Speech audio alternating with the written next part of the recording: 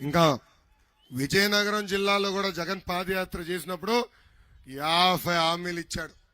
దాంట్లో కొన్ని హామీలు ప్రజలకి నేను గుర్తు చేస్తున్నా. మొదటిది భోగాపురం ఎయిర్పోర్ట్ పూర్తి చేస్తా అన్నాడు. ఎయిర్పోర్ట్ పూర్తయిందా? అయిందా? ఇంకో పక్కన రామ్ తీర్థం ప్రాజెక్ట్ పూర్తి చేస్తాడు. చేశాడా? ఒక్క సాగునీటి ప్రాజెక్ట్ పూర్తి చేశాడా? ఇంకా గోస్తాని చంపావతి నదులు అనుసంధానం చేస్తాడు. చేశాడా?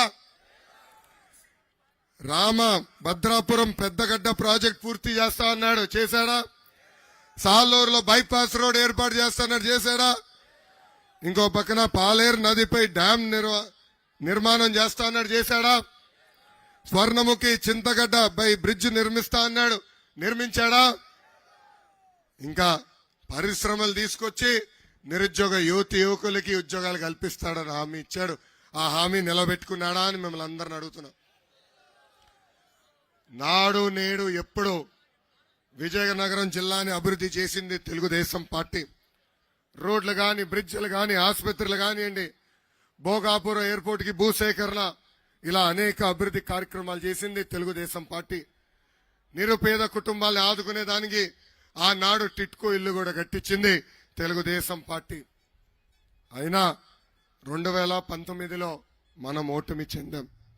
ప్రత్యేకంగా పార్వతీపురం నియోజకవర్గం వచ్చగల చిరంజీవి మాస్టర్ గారు ఎమ్మెల్యేగా ఉన్నప్పుడు దాదాపు 1000 కోట్ల రూపాయలు ఖర్చు పెట్టి ఆనాడు నియోజకవర్గాన్ని మనం అభివృద్ధి చేసుకున్నాం. 300 కోట్ల రూపాయలతో తాండాలన్నిటికీ రోడ్లు వేశాం. పార్వతి హెడ్ క్వార్టర్స్ లో ఉన్న నిరుపేద కుటుంబాలకి సొంత ఇల్లు ఇచ్చేదానికి 560 ఇల్లు టిట్కో ఇల్లు ఆనాడు చంద్రబాబు నాయుడు గారు కట్టారు. 66 కోట్ల రూపాయలు ఆనాడు కేటాయించి తాగునీటి సమస్య పరిష్కరించాం. ఏరియా ఆసుపత్రిని అప్గ్రేడ్ చేశాం.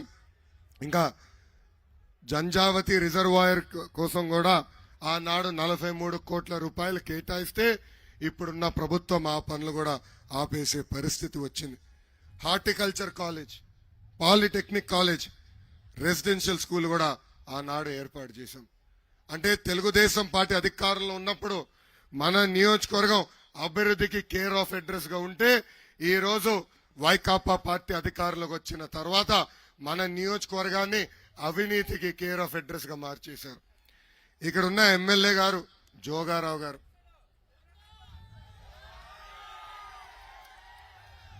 ఆయనకి ఏం పేరు పెట్టాలి నాకే అర్థం అవ్వలేదబ్బా. కరప్షన్ రావు గారు అని పిలవాలేమో, ఏమన్నా అవినీతి రావు గారు అని పేరు పెట్టాలేమో. ఎక్కడ భూమి దొరికితే అది కబ్జా చేస్తాడు,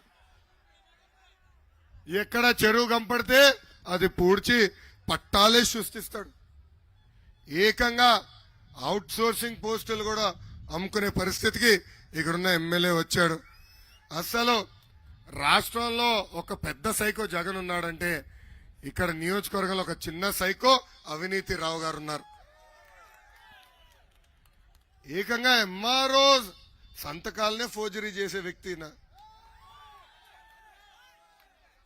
అసలు ఇంత ఇలాంటి ఎమ్మెల్యే నేను ఆంధ్ర రాష్ట్రంలోనే కాదు కదా, దేశంలోనే నేను ఎక్కడ చూడదా.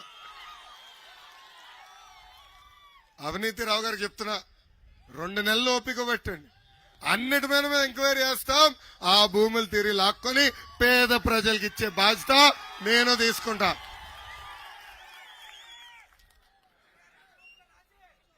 రెడ్ బుక్ లో రాసేమంటావా?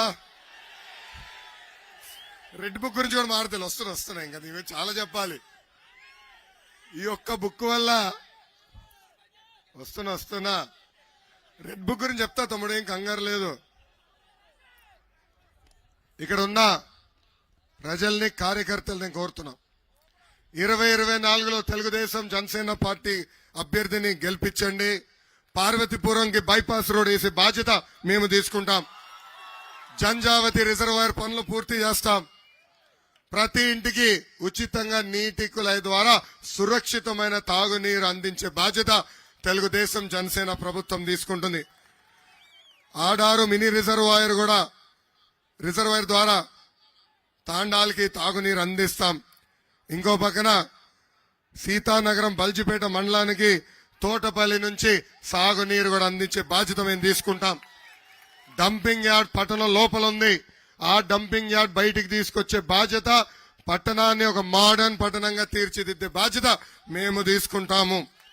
ఇంకా కుర్రోల కోసం స్పోర్ట్స్ స్టేడియం కూడా కట్టే బాధ్యత మేము తీసుకుంటామని ఈ సభాముఖంగా నేను హామీ ఇస్తున్నా. అసలు తెలుగుదేశం పార్టీ బలమే తెలుగుదేశం పార్టీ కార్యకర్తలు. భారతదేశంలో కార్యకర్తల పార్టీ అని ఎవరు అడిగితే గుర్తొచ్చే పార్టీ తెలుగుదేశం పార్టీ. వైకాపా పార్టీకి boom boom president medal, Andhra gold కావాలి ఏమో గాని మన పార్టీకి ఆ పసుపు జెండా చూస్తే చాలు నూతన ఉత్తేజం ఉత్సాహం వచ్చే పరిస్థితి. అన్న విశ్వవిఖ్యాత నడ సార్వభౌమ స్వర్గేసి నందమూరి తారక రామారావు గారు ఏ ముహూర్తంలో పార్టీ స్థాపించారో నాకు తెలియదు, కానీ భారతదేశంలో ఏ పార్టీకి లేని కార్యకర్తలు ఒక తెలుగుదేశం పార్టీకే ఉంటారు. అందుకే